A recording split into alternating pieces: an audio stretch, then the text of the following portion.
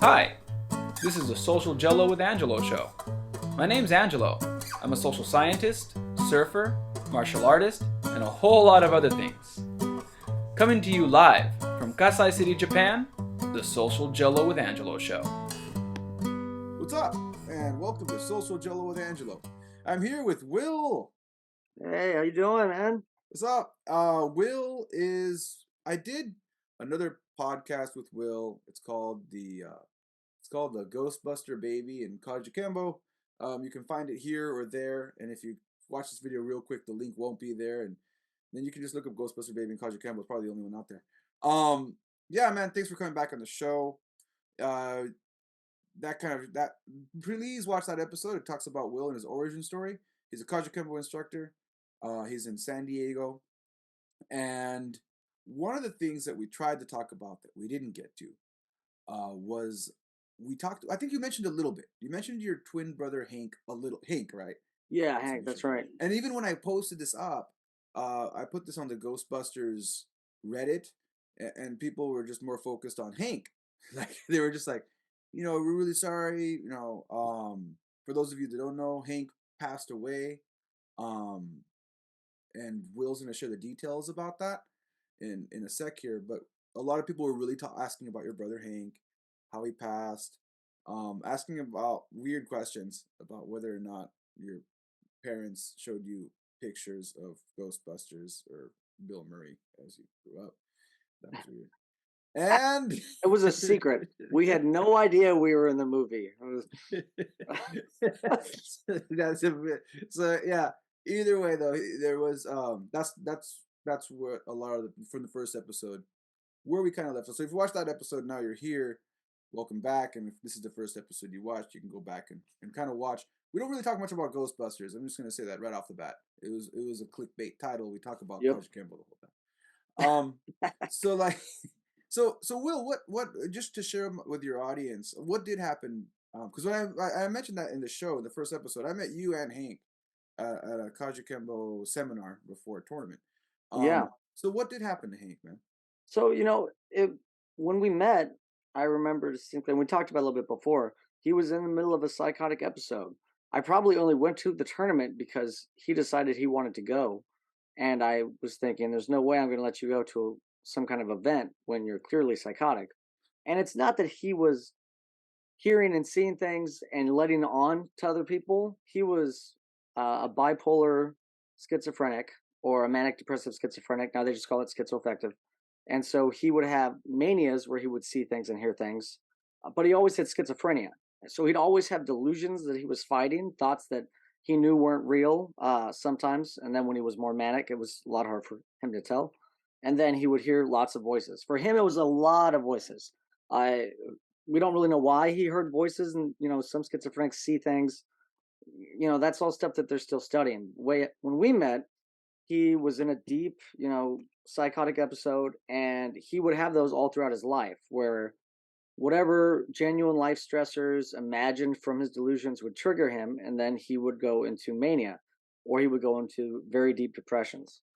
And eventually he didn't make it out of one of his depressions, and for a number of factors, he ended up deciding to hang himself.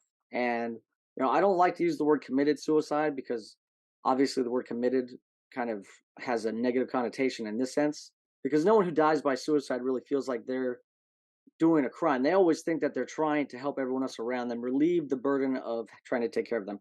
99% of the time, I facilitate for survivors of suicide loss here in San Diego, and they talk about how there's always that one person who writes a note and is saying it's your fault I'm killing myself, when obviously they're mentally ill anyway. But it's the same idea. No, most of these people are the most empathic, caring, loving people that we lose, and it's just a damn shame that he had such a horrible mental illness. And the reality is, I feel personally that schizophrenia and other mental illnesses, if we talked about them more and embraced them more, it would be better for society and we would lose less people. I don't believe that any one person can prevent a suicide. I talk about that a lot in my groups. If anyone could have, it would have been me. I don't brag about it, but that's how I personally feel. But I do think a village can stop someone from killing themselves. We can't watch someone 24 hours a day, but 6 or 7 of us can until they get through this tough period in their life. So that's pretty much what happened. I mean, I could go on and on about the number of things that happened in Hank's life that caused him to die by suicide, but at the end of the day, no one knew he was schizophrenic except for close friends and family, and he made sure of that. He didn't want anyone to know. I told one of our close friends, one of our students who became a close friend, and he was so pissed that I had told anyone because he didn't want anyone to think negatively of him and see him just from the light of being schizophrenic. So that's his story. I mean, he had schizophrenia. I'm actually trying to publish a book, so if you want to read that, you're more than welcome to. I'm working my way through that. So if you really want to know his whole life story, you're welcome to check that out. But right now, that's pretty much what happened. You're still Hank died. I'm just gonna, you're still publishing, so you already wrote it, and it's in the middle I'm of right this, now in the or? middle of. I wrote the book, and then I've got somebody who is reading through it, and then they're giving me notes back, and then once we get through finalizing the manuscript, then we're gonna work on publishing. So yeah, but Okay. you know, we'll see how that happens. All right. I just wanted I just want to I make sure want. I'm not supposed to plug in something right now. Like, Oh no, yeah, I know. I would have totally been like, and it's coming out next week on no. all right, just making sure. Next podcast. Uh, but yeah, that's Hank's story in a nutshell. And martial arts played a huge role in keeping him around. It was really one of the main things I think that helped him stay around because he developed so much discipline and confidence and dealing with having to get up over and over again, as we often do in martial arts. And I think that played a huge role in him sticking around. But eventually he just got tired. That's what he wrote in his note. He just got tired. He wanted it on his tombstone or his headstone because he thought he was getting a tomb. I don't know where he was tripping with that, but he wanted everyone to know he was tired. That he tried, but he was tired. So I mean, that's Hank. Angelo, I'd love to hear about your friend because I know you have a similar story. Yeah, I have a few friends. So Oh, I'm sorry. we'll start. We'll start with the most.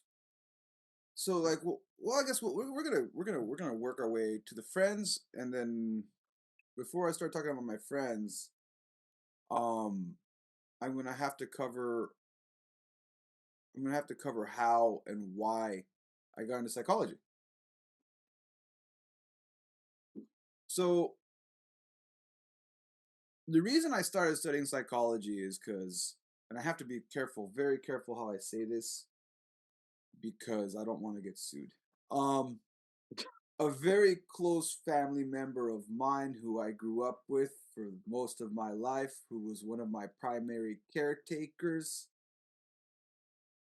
was um was mentally ill, is mentally ill, and is still alive to this day, which is why I have to be careful about how I speak about them, because they've already threatened to sue me if I talked about how they raised me. Wow. But yeah, they were severely mentally ill. There was a lot of suicide attempts. I saved them multiple times from multiple attempts. As early my first time of saving this person was when I was, how old was I? So 8 or 9. I was about 9 when Wow. they told me they were going to take themselves out, and they took a bunch of pills, and I had to stop them from doing that. And as I grew up, eventually I couldn't be around that, and I had to get away from it. Well, that makes perfect sense to me. Um, so that's Uh, that's what made me want to study psychology. Because at one point I said, hey, maybe if I study psychology, I'll be able to handle this individual, and it didn't help me. sorry. I got to understand them more. I got to understand why, how the cycle of abuse works, how trauma works. I got to understand all academically, intellectually how it works, to So finally fully make full circle and realize that whatever answer this individual needs is not me, and they eventually did get the help. That team of people you talked about, they have that team. I'm not part of that. I can't be part of that team. If anything, the closer I am to this individual, the worse it'll be, because it brings up too many feelings of guilt and interesting. problems, and yeah. So like, yeah. So it's complicated, That no, but that's some next level. So let me ask you, do you feel like it was just the mental illness? Do you? Because that's a big debate, that we have to talk about. At what point is it they're just not pulling them up by their bootstraps and No, doing what they need to do? it's definitely mental illness. Like this individual had a very awful life. I mean, the more yeah, I also wrote a book that I can now no longer release for Oh, jeez. reasons of a lawsuit. So I did a lot of research. So I did a lot of research about this individual and how they were raised, and just found a lot of trauma. And so like, and what I learned in psychology, so you can have two ways, right? There's the people who in their one generation did not experience a lot of trauma and just experienced a very severe mental illness, something like what you just talked about, Right. schizophrenia combined with bipolar disorder. And then you had one other term that mixed the two or the three. And manic depression, they don't use that anymore in the DSM. I don't want to go to too many technological terms because I'll lose my audience. But either way, there's people who have these things that it just spontaneously occurs. This has to do with the I forgot the name of the model. We'll use layman's terms. There's something called some people will say the environment model or the environmental model, where a mix of the environment and genetics Right. will if you're looking at genes in layman's terms, imagine that and we'll put this in because when we talk about mental health, people get kind of weird. Let's just talk about cancer, for example. You never know. You'll have one person who smokes cigarettes all their life and doesn't die of cancer. No problem. I have my father-in-law is one of those guys. He's like almost 90, smokes pack a day, no problem. Then you have those people that didn't even smoke a pack a day. They smoke cigarettes sporadically with friends socially, and they die of lung cancer before they're 50. Or my dad, who never smoked cigarettes in his life, but was just around cancer causing products because a mechanic, and boom, before Yeah. I think by 57, by 45, prognosis of cancer, died of lung cancer because it was a malignant tumor and it got into his lungs. Died like a smoker, but never Yeah. smoked. So like, how does that happen? How does this happen? Well, it's the same thing for mental health. It's And the I don't same think thing. people understand that. Yeah, They don't understand that everyone, for whatever reason, has their own reservoir or their own cup, and for who knows why, just genetics and environment, I guess. Like some people have a cup and they can handle a lot of trauma, for example. Some people not so much, and then yeah, some people just get so much trauma. It's like, well, how do you not develop some kind of problem? yeah. You Or know, they do and, develop a problem, but they, at the same time, um, maybe there was a community, maybe there wasn't a community. That's right, where the research is. There's a lot of people trying to do research on that particular kind of person. But why didn't they? Even though they did have the same kind of, they did develop mental health issues. How is it that they didn't? It didn't become so severe that it ended up getting to that point. right. And that's still being researched as well. So like that, this is why I started studying psychology. So then let's go back to Kajukenbo. Um, I got when I moved out to Japan about a few years in, and when this kind of stuff happens, since I didn't talk to any family members, I'm not going to disclose names. I'm going to keep saying that. But we had one of my sparring partners and close friend that I trained with for years coming up. When I met you, was he there? When I You met had a you, friend with yes, you. he was there. That That was was my the guy, friend. really? That was my friend. Yeah, he was there. He was the He quieter was guy. there. He was a tall guy, right? He was a tall guy. Yep. Yeah. And yeah, he was training. He got into it. Me and him, he came from a different school. He did something called Shaolin Kempo, Yeah, that's what I and started in he started in before I moved. Shaolin Kempo. And when he heard what I was doing, he really wanted to get into it. So me and him started sparring and training together. And then I introduced my instructor, and he loved it. He loved it. He loved training in Kajukenbo, and he seemed on the surface to be fine. And it was just shocking to me. A few years into me moving, like before I left, he was in a good spot. His life had a lot of ups and downs. A few issues with substance abuse. Yeah. Um, and he was in a band. So he came from that kind of lifestyle. but he kind of got out of it. And there was times that I yelled at him for those in those times. Hey, you gotta snap out of it. Like as far as the Right. substance abuse issues, and but he did. Like he trained hard. He controlled, and I'm not talking about alcohol. I'm talking like more narcotics. He kicked a narcotics issue. And that's hard to do. Yeah, That takes a lot of freaking discipline yeah, and effort on the yeah. daily. And he didn't go to any 12-step program either. He was just like, I think the shame, and I feel bad for shaming him, but the shame that I kind of threw on him about, I called him out on it one day. I'm like, dude, I know you're hyped up. I know you're hyped up on crack right now. Like I can see it in your eyes. Your eyes are dilated. Like, what's up? Yeah. Like, come back to me when you're sober. And like, and he came back and he admitted that he's been fighting it for a while. I'm like, I know, and I'm not gonna give you a hard time about it, but you do what you do on your private time, but don't let it come here. Like don't Yeah. don't come here like that. Don't ask me to go see. I don't want to see you like that.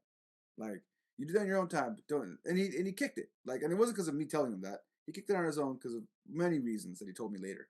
And he even stopped drinking, even though I never told him to stop drinking. That was his own. And I drink. I drink casually, but he decided to take it another level. And he got a little older. He said, you know what? And this is him before I left. He said he joined the military. Okay. These are all things he did on his own, not because anybody told him to. He wasn't a very patriotic kind of guy. Um, but he saw the military as a place where, as he put it, would give him the discipline, more discipline. He says he's always admired discipline, and the military structure had a discipline, and it gave him, what was the words he used? But yeah, okay, it gave him the inspiration he needed to be better, as he put it, and that rigid schedule he enjoyed it. Yeah. And he enjoyed the boot camp and he enjoyed military training. And he said, I excel at it. I'm doing really well at this. And I know I'm not a political kind of person. Me and him, he was very anti-military. He's the last guy you'd ever would think would join the military because he was very Really? anti-establishment kind of dude. Yeah. But he ended up joining the military, and I was like, and I'll admit it. I don't want to get political on my show. I'm very kind of an anti-establishment kind of guy too. I don't share my beliefs with people, but I'm kind of anti-state, that kind of thing. Yeah. But again, I don't knock people. So when he told me join the military, I'm like, hey man, that's if that's something you enjoy, that's something you like, it's making you feel good, then fuck man, I support you in that too. I support. I have plenty of friends in the military. I support you in that. Cool. All right. So, And he ended up he ended up being in the Army Reserves. He ended up in the reserves, and particularly for him, which I thought was amazing, he was um he was Mexican, and they gave him two choices. There was a point there like, we can send you to Afghanistan, or he was a medic, or we can send you into the deserts of Mexico to with a special unit that patrols the border and okay. looks for smugglers. And also he was telling me about his work. He would help people. He's like, I know it's so weird, like I'm looking for smugglers and people trying to come into Mexico. And I think he was joking around about how some of his family members came through that same border a few generations earlier. And he's like, I kind of feel guilty about it, but at the same time, I get this immense joy because as a medic, I'm finding people that the smugglers ditched and they're dying, and I get to put an IV in them and I get to save these people. Like, Oh, that's great. so like that's where he was getting this like this really cool thing, and I was like, that's Yeah. man, that's really positive. Like this guy's really made a turnaround in his life, and So what happened? and then he quit drinking. He said, I feel like when I drink, I'm tired the next day. So I came to Japan, and 2 years into being in Japan, I get a phone call saying he shot himself. And I'm just like, what? Like, what? And when I looked at it, I immediately went to his Facebook page to see. And the last post he put on there was, I'm going to go to a Snoop Dogg concert. And he put a joke about Snoop Dogg. Yeah. And and and the from what I saw was is that he did start drinking again, like for that event. And I did notice that once in a while he would drink, and when he would drink, he'd kind of go into a dark place. Now, I'm not against drinking. I'm just analyzing the situation for him. I noticed when I went back, because before he shot himself, I went back to visit. And when I went to visit, he got really busy. He wasn't able to train as much as he'd liked. And he drank. He's like, I'm going to drink because you're here as a celebration. I'm like, all right, man, well, you don't have to. Like, it's up to you. He's like, I have a few drinks. Like, all right, cool. And I did notice that when he was drinking, he got a little dark. Like, he got a little dark. He got a little depressed. He got a Yeah. little down. Was And he I, drinking more than usual? Like a normal person? I mean, I don't even know what a normal person drinks, yeah, so I my don't whole even know. family's alcoholics, but Yeah, like, well, I mean, functional alcoholics if they ever hear this. I mean, they worked great, but I mean, yeah. they drank more than they didn't drink 2 drinks a Well, day. I'm just thinking, So, like, he didn't, he wouldn't drink. And every once in a while, he would. And when he would drink, he would kind of, like I said, he went to a dark place. And then another friend of mine who ended up dying, another Kajukenbo practitioner, one of my students, ended up dying of what is it when you drink so much that your organs shut oh, down? like he had Cirrhosis liver or something. Liver cirrhosis, or cirrhosis, yeah, cirrhosis. And that guy, like, I look at that as a slow suicide, that's a really good point. because Uh, like everyone knew, like he's another guy, same pattern. He would stop, another same background, a few divorces, a few kids with ex wives, trying to make it work with a new person. The same yeah, story, different people, different country camera practitioners. And my friend shot himself, and I looked at it. Yeah, and then there was also some. I guess there was maybe some relationship issues happening at the time with his new partner. yeah. Perhaps I forget if it was his wife or not, but it was a new partner, and he's had several partners in his life. Um, Not an easy life by any means. And the other guy, same thing. And that it's funny, that day that I was there, they were both there. The last time I saw them, they were both alive and Really? together and hanging out with me. Wow. And they both went into that dark place. I was like, that's weird, man. This person's drinking again. I thought there was I didn't think about it much. I was like, oh, they're drinking again, oh, whatever. And at the end of the night, they kind of started being like, like they were about to. What do you mean by saying that? They almost got in a fight, and we had to break them up. Be like, hey guys, just chill out, Yeah. it's okay. And then when I leave, a few years later, that guy shoots himself, and then a few years later after that, the other guy dies of liver cirrhosis. And he knew, like the doctors told him, hey, if you keep drinking, like, and that guy would like. So you asked the question, how much did he drink? He didn't drink much. Like he drank socially. And from what I saw that night, my friend in the military stopped drinking again. My other friend did not. Mm. He was going back to his old habits, like a bottle a day. Um, and he just kept doing that. And the doctor told him, "You keep doing this, you're not gonna last." And he kept doing it, like, yeah. And by the time I think I heard rumors that maybe he stopped before the end, but it was too late. Like the damage was too severe to recuperate from. But that was another person who went sober for years. And that guy actually went to a 12-step program. When he was in the 12-step program, he asked me to start training in Kajukenbo. He wanted to get into MMA. Yeah. I became his personal trainer. And even though I don't do personal training, I said, oh, no, if you want to go to the gym with me, you're more than welcome to. So I had that membership where you can have a free guest at all times. So he just joined me, and we work out, the gym, and then we hit the bags, and we did some Kajukenbo. So like that, Nice.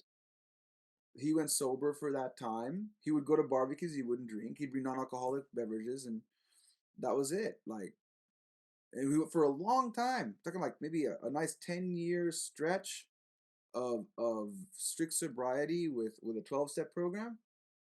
And then and yeah, so but I consider that a slow suicide, and then the other one overnight. And then the first one was my friend when I was 18. A guy I grew up with, he also shot himself. Um, Similar background, a few failed relationships, a few kids, with Mm. different partners. And all I can guess is it just became a lot.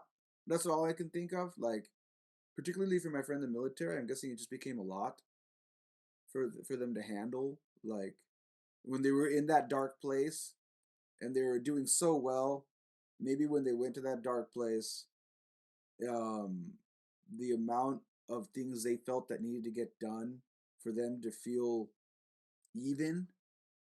And I'm using these kind of vague terms because I don't want to get sued. Because again, I don't want to get sued by maybe any of the family members watching this and being offended. But this is all I can pretty much kind of come to the conclusion with.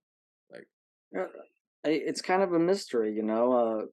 When it comes to self-harming thoughts, it was online, but it was a summit for depression, bipolar alliance, or something like that. You think I'd remember the exact name of the organ? It's the DBSA. But they were saying, you know, 1 out of 10 kids going to middle school have self-harming thoughts, or you know, some sort of thought that is towards doing damage to yourself, like smoking or drinking or something like that. You know, like they want to do something that is going to hurt them in some way in the long term, like drinking. And it starts as young as that, you know, where people are having issues like that. And you got to wonder, you know, like, why is it that, like, your friend joins the military, everything seems to be going good, surface level, but then it's still not enough somewhere. Something is still, you know, not being resolved deep down underneath. And it, I honestly feel like even with my twin brother, he could have had a fulfilling life, but he didn't feel like he was accomplishing all that he could. I don't know why it is that people have this idea of what they should actualize in their lives, like a relationship, and then they just can't accept what happens, you know, or they look at the relationship or they look at the incident or the event and it sums up their life. I've never really understood that. I mean, I do to an extent because when Hank killed himself, I took it very personally, being his identical twin and his business partner and his brother and his caretaker. You know, I took it very personally. But at the same time, you know, I had to come to a place where I realized that his suicide was about him. You know, it was an event in my life, but his suicide wasn't about me. And it takes a lot, I think, for people to come to those conclusions about different things in their life that don't go their way. I mean, you talked a lot. I think it was before. Well, no, it was on the podcast just now about your primary caregiver person and the steps you had to take to overcome that incident. I don't know what makes it possible for people to separate in their minds. I don't know what miracle it takes to shift their mindset, you know, because you can't make someone see something a certain way. You can't make your friend see his life being, you know, imperfect, but how many things he's accomplished in the military in his life. We can't make them do that. I wish we could. But yeah, I mean, it's a tough thing with mental illness. And it's a shame that it's people who are martial artists. Like I feel like men reaching out for the martial arts is very common for trying to, you know, resolve whatever internal conflict they have. Maybe it's in other sports too, but for me, I just always felt like I was constantly battling myself when I'm hitting a bag for 12 rounds. You know, when my coach is in the corner, he can be rooting me on or telling me not to give up. But most of my instructors in my life have said, you know, if there's one good quality or trait about me, it's when I show up to train, it's like I'm training 100%. You know that I'm going to be going, which is why I can't train right now because I have an injury. Because people were like, well, why can't you just kind of run through the motions? I was like, I don't have the ability. I wish I could do that. It's just really hard for me. Maybe someday I'll master that technique. But yeah, I mean, it's an internal battle with the martial arts. I've always enjoyed that because once you get through the workout for an hour, you're like, well, shit, that was way worse than what's probably going to happen to me today. So, and I beat that. So I've got to feel good about that. Uh, but yeah, I don't know what it is about the martial arts that draws people to it. Uh, I mean, for your friend who was drinking too much, did he keep training after you even after he started drinking, this or is was it? one thing. This is one thing I can say is he stopped training, and then I want to say even my other military friends stopped training. Like I know I've noticed a trend. I don't know if it's a trend. It's only two people, so it's not enough to say it's a trend. Well, But no, Hank injured himself before. And one more thing for me to burn off guilt wise, we were doing low kick drills, and we were just blocking low kicks back and forth, you know, and for whatever reason, he pulled something, you know, in his groin and he just couldn't train like he was. And then he picked up swimming because he was like, I got to keep moving. That was a big thing for him. He would run 5 miles, 3 to 4 times a week because it was just part of his routine to keep himself mentally there. And then he got ear infections, and he got swimmer's ear so bad he couldn't swim. And then that was pretty much it. That was his groin. He couldn't swim, and he was pretty much out of options. So there's at least three people, All right, all right. So yeah, anecdotally. anecdotally speaking, um, going back to what you said about the martial arts, specifically martial arts training. In psychology, we talk about mindfulness. This idea of mindfulness is coming from cognitive behavioral therapy, and it's really big. I'm sure in your circles you've heard of it too, Of because course, yeah. it's a really big theme in psychology. It has been, and one of the biggest themes here is the idea that a lot of people that suffer from anxiety and depression, and I'm one of them. I'll openly say, and I've talked about this on the show before, that I have issues with social anxiety and depression. Now, what happens is rumination, the idea that your brain, when you have anxiety and depression, will pick this one thing, this one event, this one conversation, this one negative thing, and it'll just put it on loop in your head to the point that you won't even sleep. I've had this happen to me. I'll spend a whole night where I Oh, I'm can't sleep. sure. I'm just sitting there with my Hopefully, eyes everyone's open, had this experience, like right? Like, fuck, like I just want to go to sleep, but I just keep reliving this one part, not even the full conversation. The just the conversation was great. In fact, we ended the conversation with a resolution. There was some conflict involved. We talked it out. Things are good. But I'm focusing on the one part where I was being criticized, and I'm just like, I'm worthless. And when I do martial arts training, it can stop that loop. right. I Because know at exactly what that you mean. point in time, if I don't stop that loop, the timing bag is going to hit me in the face. So I have to be focused on the timing bag. Or if I'm doing jujitsu, if I'm thinking about that conversation, then You can't. not even in a dangerous situation. Like right now, I'm the highest ranking student. I'm a purple belt in my class and for Brazilian Jiu Jitsu. So if I start thinking about the conversation while the instructor is teaching something, even though I'm not an instructor per se, I'm always matched up with a white belt. Then when I go work with the white belt, I won't You're not gonna. remember the technique they just showed, and then I'm gonna have problems. So like, it's those situations where I have to stop that loop. No choice, right? And teaching's the same way. I noticed after Hank died, even though I hated teaching, at the same time, it was very easy to get back in routine and just focus on the students and be present because my brain was trained to do that. Like you're saying with mindfulness, I think that it's like a flow state that for some reason, martial artists, it's just easier to attain that flow state of being present in the moment because of what you're saying. Like you're going to get punched in the face, you're going to get choked out, you're going to miss the technique. It's just so natural that you can't achieve it in every area of your life. But for martial arts, you just gain that ability so that when I know we're sparring for 5 rounds, people are like, well, why do you have to, like, I'm injured. Why do you keep on training? I'm like, well, we just talked about people dying. I mean, I have bipolar too. So I have hypomanias and I have long periods of depression. And I know if I completely stop exercising, I'm probably not going to hypomania. That's not the way it works. Yeah. And so I need those 25 minutes of for whatever it's like all I can see is this person in front of me. And it's a magical place when you have nights of rumination and you have long stretches of feeling bad and feeling not enough and all that those emotions. I mean it makes a huge difference. It does to know that you're going to have a break at some point.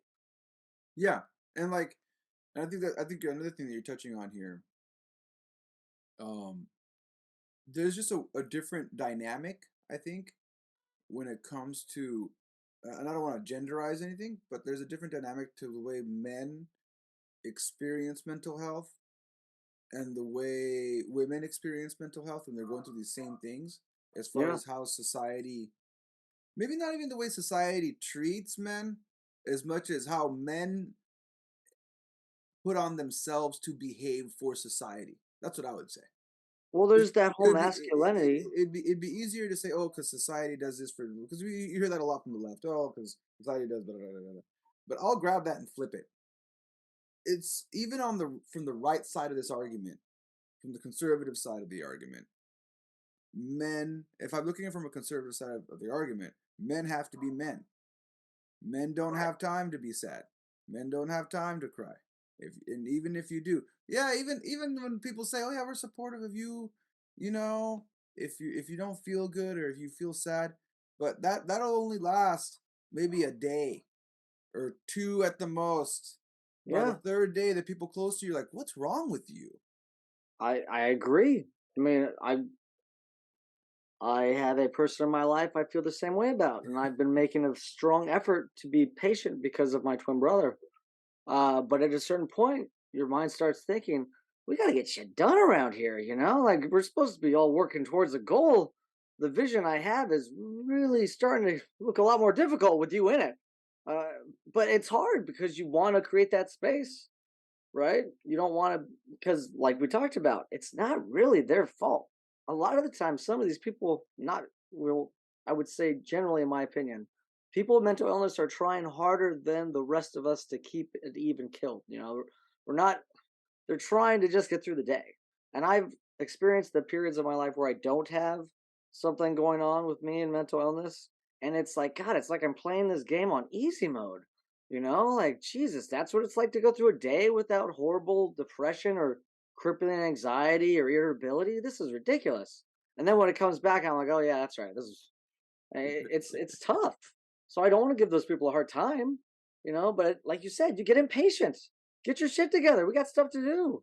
And I'm actually talking from the other side, like people Oh, telling me to get really? your shit together. And it's not even Uh, like so for me, I never have a point where I'm not being productive. That is not the way I work. I'm always productive. There's never a I point where feel I'm not I being have to productive. be productive. Yeah, Yeah. like and even like when you were saying about the constantly, I've had injuries, LCL tears, ACL tears, and I've literally got so much equipment in my gym to work around injuries. Like even if I'm injured, I'll sit there. I'll do battle ropes. Okay, I can't move. I can't move my legs. I can't. Okay, I'll do battle ropes. Oh, I can't. Have right now. I have a torn shoulder. Okay, what can I do? Let me look online. Oh, rehab. I'll do rehab exercises. Like, I oh, know exactly. band. I have exercise bands. I can sit there, and whether or not I'm actually getting something physically out of this, it's okay.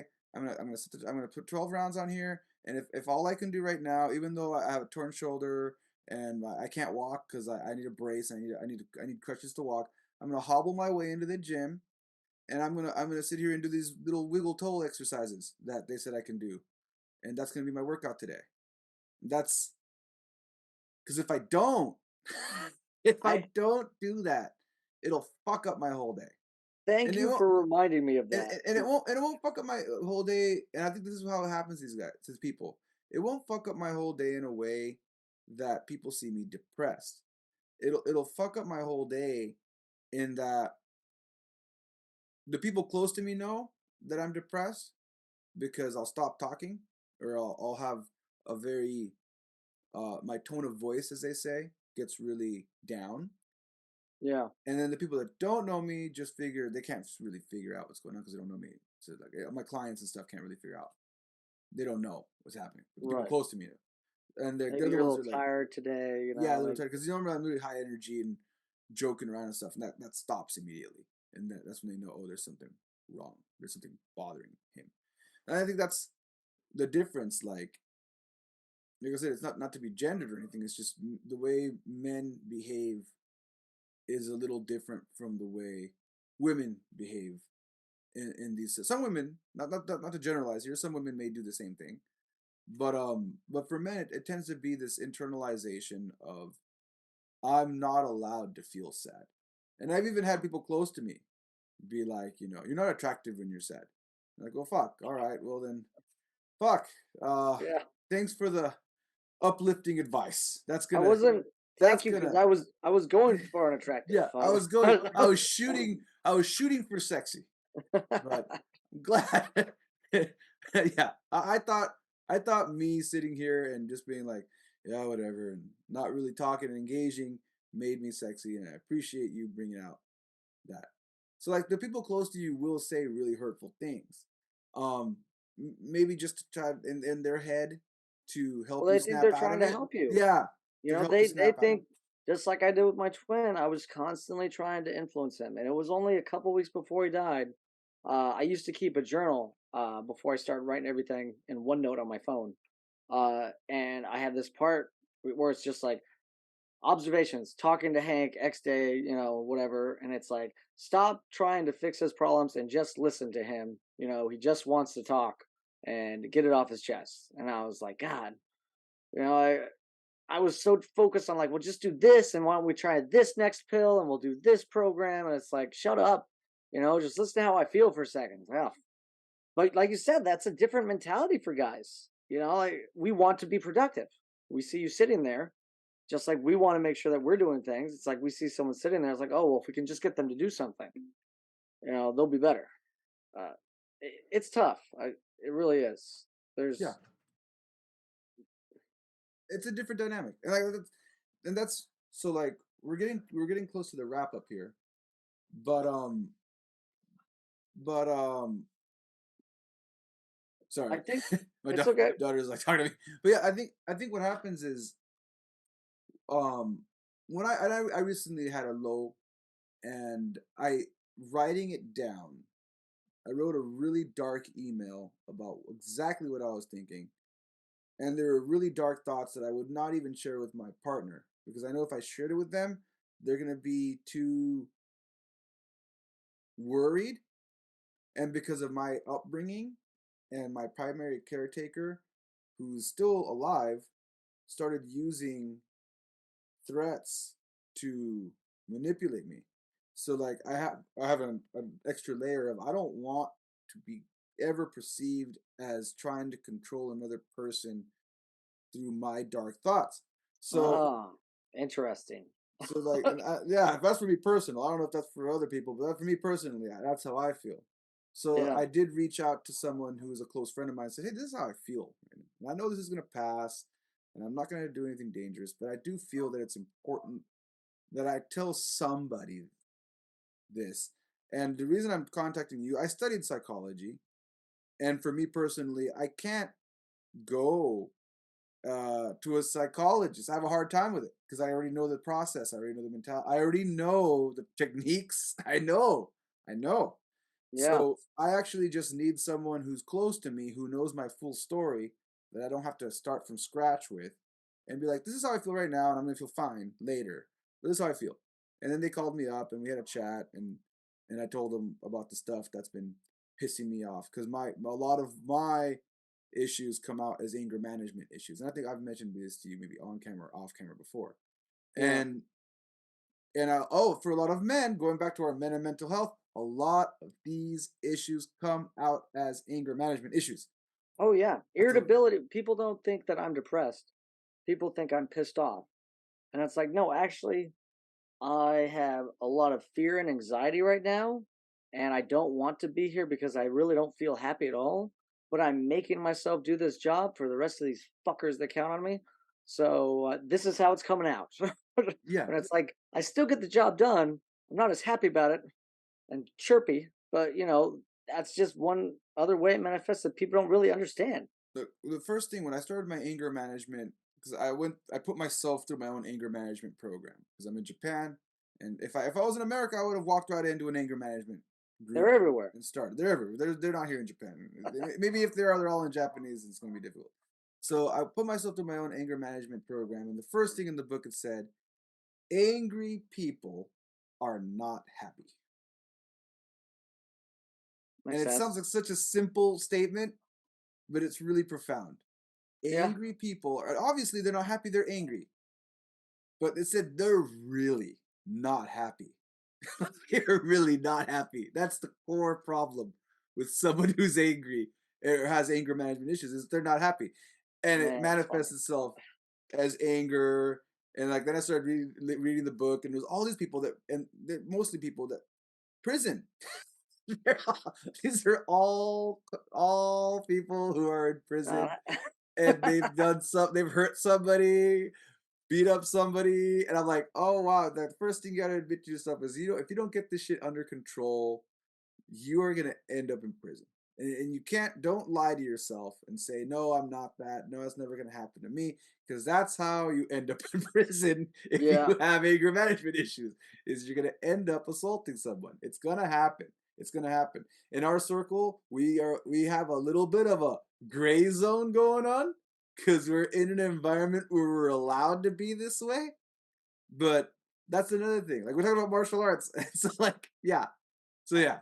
It's fun, yeah, but generally you're not hitting the other I mean, you can hit somebody and get angry, or someone can hit you and get angry and be like angry at them, and that's the type of anger that you need to practice not developing. It needs to be a damn, that was a good shot. Son of a bitch got me with that. I got to make sure he doesn't get me with that again, or I got to see and make sure I see that coming so I can counter it. It's not that, oh, I got hit 3 times and then you get pissed off and throw your helmet and go after the guy. Like Yeah. that's not the it's the exact opposite of what we're trying to But manifest but here. but what's happening is psychologically. And we have to wrap this up. But we have to wrap this up. We're getting way close to that hour. Um, there was this thing called, I think it was either diffusion or reformalization, and also rationalization that they talk about in psychology, and they had that exact same example in the book. It was literally in the book. Bob is an angry person who gets into a lot of bar fights. Bob has decided that he's gonna do karate, and karate to help him with his anger. And then at the end it says Bob still has to be careful. Now here's a more dangerous bar fight. How Bob has now become more dangerous. Bob has to be careful that he doesn't subconsciously hurt people in karate. So like, so It's like, true though. like this is like, so again, I think yeah, that's something that should be mentioned. I'm not saying that martial arts is the cure all for an anger management issue or a mental health issue that causes suicidal rumination and ideation, but I think, and to not be like Jerry Springer, final thoughts. I think I think that if more, and I don't want to sound genderized, but we are specifically talking about men. If more men could become comfortable in owning what I just said, angry people are not happy people, and really honing into why you're not happy, and then you're never gonna be okay. Another clause. You're never gonna be quote unquote happy. You just talked about people like us are never like happy. Like You can be I've seen content, content. like I've seen I'm happy going for people. content, Yeah, I can be right? content. Yeah, I can be content and calm and good. Yeah. Right? Like I'm good. I feel good with myself. I think that's a good place to be. But if more men can have that conversation openly, and hone in on that, I think as a society, any martial arts practitioner listening to this, I think you can benefit from that. Benefit from knowing that when you're really pissed off, um, before you start honing in and ruminating on what's really pissing you off, or before saying the who, you should be looking at the what, because Or we can always create a monster that we're fighting and say it's a person, and sometimes it is, but that's really just an excuse. There's probably something underlying. There's some underlying what, yeah, like an I agree. environment or something you gotta get away with that you might be overlooking, that can really help you hone in. And those are my Well, final thoughts. I agree. I'm just saying the exact same thing over here. I know martial arts has helped me and lots of other guys in so many ways. And what you said really touched base with me about anger, because I know I've been pissed off all day about interacting with this crappy American doctor who was 1.7 out of 5 stars, by the way. Can't even get to the 2. All right. Not that I've looked him up very much while I've been emailing back and forth. But I'm angry, but in reality, what I am trying to feel is sad. I'm sad that I'm not getting the result I want. But all day long, I've been pissed off. And then when you said that, it reminded me, oh, yeah, that's right. I actually need to be trying to feel sad, because that's what I am really trying to protect myself from, because I'm so angry. I want to do something, but there's no shit I can do. So it's a very good point. Yeah, and it's okay to feel sad. Right. Society accepts sad. Now they might talk shit about it. Society will accept sad much more than they'll accept angry. That is So true. yeah. Well, Well, we're up on our hour. I think we covered most of the points. Is there any points that you can think of? I mean, I think it's just the general, if you are having self-harming thoughts, like you said, reach out to someone you can trust. Reach out, talk, you know, try to get back into routine, find an inpatient. Like, I hate to sound so generic, but like, suicide is 99.999% of the time not the answer. There are some people who have, horrible illnesses, and I don't judge those people. That's a totally different talk. But, chances are, if you're listening to this, just ask someone for some help. There's always somebody who can do something for you. Don't give up hope. And again, like I said, it might be a suicide hotline number. It might be a group. It might just be someone that you can trust enough to tell them that you feel that way. Yeah. So, yeah. All right. Thanks for checking out Social Jello with Angelo. If you liked what you saw, please subscribe and all that other stuff. Turn on your notifications. And I'll catch you all later. Peace. Thanks.